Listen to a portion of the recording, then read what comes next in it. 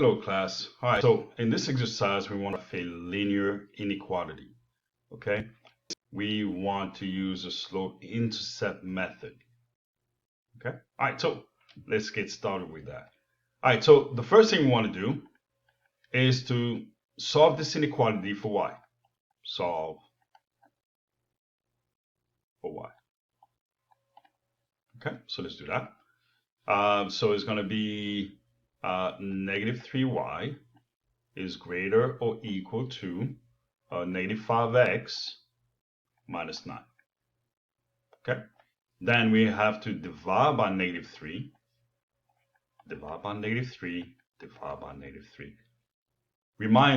I need to remind you that if you multiply or divide an inequality by a negative number, the inequality sign changes automatically. Whether you multiply or divide by a negative number, the inequality sign changes. All right, so next step, you will have y, instead of being greater, is going to be less than or equal, and then positive 5 over 3x, because you have negative divided by negative, so it becomes positive, and negative 9 divided by negative 3 is positive 3, so plus 3. Great. Next step is set the boundary line as an equation. Set the boundary line by converting the inequality as an equation. The inequality, that's what I meant to put. The inequality as an equation. What do I mean by that? I'm going to write this here, but with just an equal sign, right? So y is equal to 5 over 3x plus 3 is actually your boundary line. Okay, so quick recap. The graph of a linear inequality is going to look, most of the time, you have the boundary line, right? And then you have the area, the solution area, right? Which means that all the points, right, in that region, and the points in the boundary line, if there's an equal sign here, is going to satisfy this inequality. So if I have a point x, y here, right, and let's say this point is actually a 2, it can't be 2, negative 2, 5. That means x is equal to negative 2 and y is equal to 5. So if I plug in negative 2 for right here, if I plug in negative 2 here for x and 5 for y, the result has to be greater or equal to negative 9 if that's the region, if that's the solution area. Okay? And here, this is just my boundary line that pretty much make the distinction between the solution area and the non-solution area, right? So this is the non-solution area, right? So that's all. Okay, so now what we have to do is to actually graph the boundary line, and we should be able to do that. So y graph the boundary line.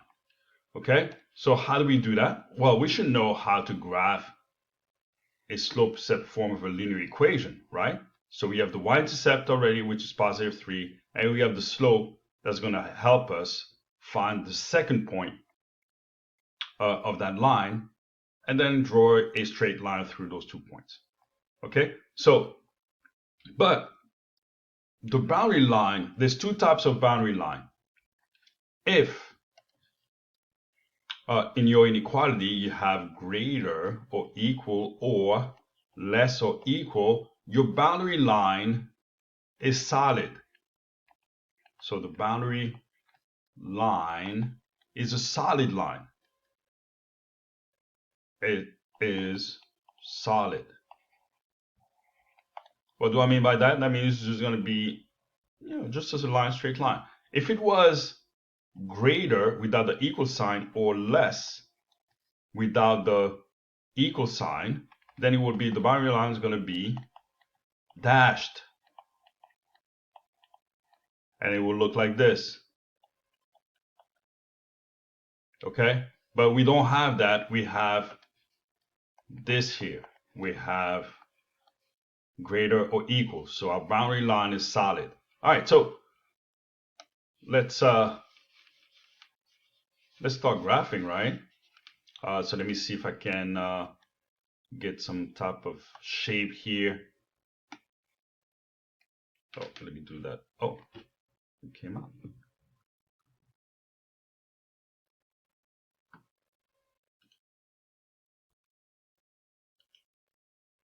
Okay, make it a little bit bigger, right?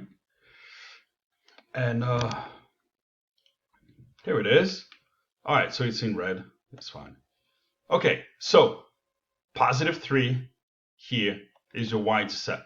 So 1, 2, 3. So we know that the line is going to go through the +3, and 5/3 is the slope. So m is equal to 5/3. That means the rise is 5 and the run is 3, right?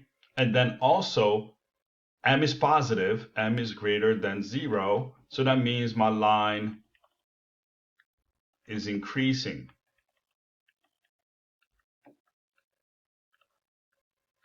And any increasing line will behave like this, right?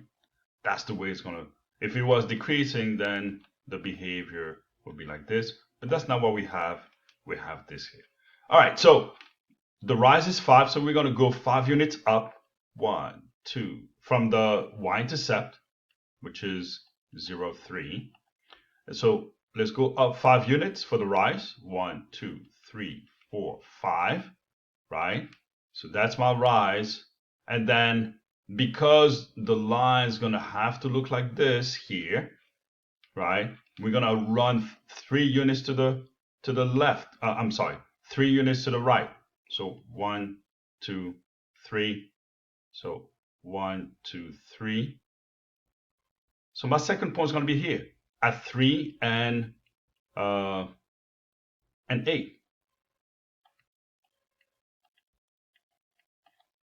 Okay, that's it. You found the 2 points. The y-intercept was given to you from the equation, and then you use the rise over the run from the slope to find your second point, 3, 8. So we know that the line is going to go through those 2 points, and that line is going to be the boundary line that is solid. So let me get maybe a line here. Let me try to connect those 2 points. It's always been a challenge for me. So again, all right, so let's see if I can, come on, okay. I'm getting there, maybe, I don't know. Yeah, it's gonna be a challenge. Okay, let me try to move this stuff. No, okay, so I'm gonna do it by hand. Let's call it like that. It's not gonna look too straight, but I don't want to waste my time. Okay, so that's it. That's your boundary line. Okay, it doesn't look, well, forgive me, it doesn't look straight, but you get the point, right? So it's a boundary line. All right, so we are done with the boundary line. Now, to find the region, the solution area, all we have to do is look at, there's a reason why we solve for y here, because we want to refer, in order for us to find the region or the solution area, we need to refer to this here, to this inequality when we solve for y, because we want to know how the inequality sign looks like. That's going to determine where the solution area is, because y will represent that area. Okay, so since it's less than, so the fourth, determine the region. They determine the region by looking at the inequality sign. It says greater or equal. And what it means is that the region is above the boundary line. That's what it means. Okay?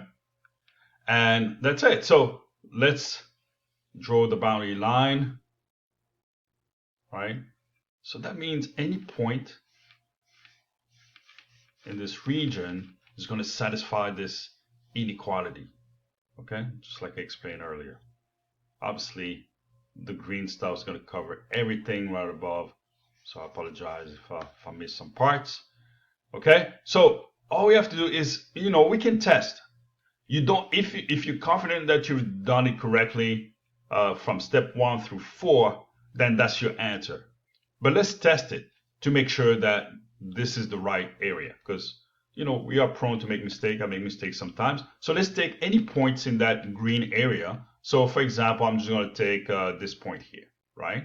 And this point is 0, 1, 2, no, it's like 4, 5, 6, 7, 8. 0 and 8. So I'm going to use 0, 8, right? It is in that region. And so I'm going to plug it into this inequality here. It's going to be 5 times 0, x is 0, minus 3 times 8. And whatever I get, it better be greater or equal to negative 9. Okay?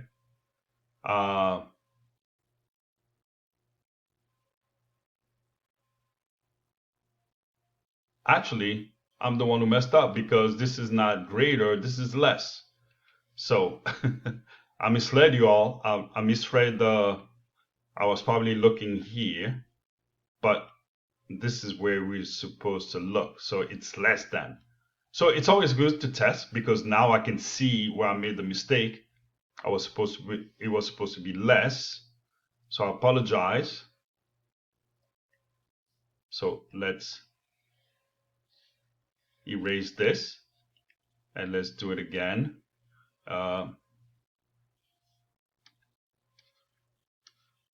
we go. So this is actually it's a good mistake for me to make, because now you see why testing is good, right? It shows you that because here I'm going to get negative 24 is greater or equal to negative 9, which is not true, right? This is false. It's a false statement. So therefore, that the green area that I drew here, right, is wrong. And so it enables you to kind of track back and look at that inequality again and say, oh, it wasn't greater, it was less or equal. And when it's less or equal, then the region is below the boundary line.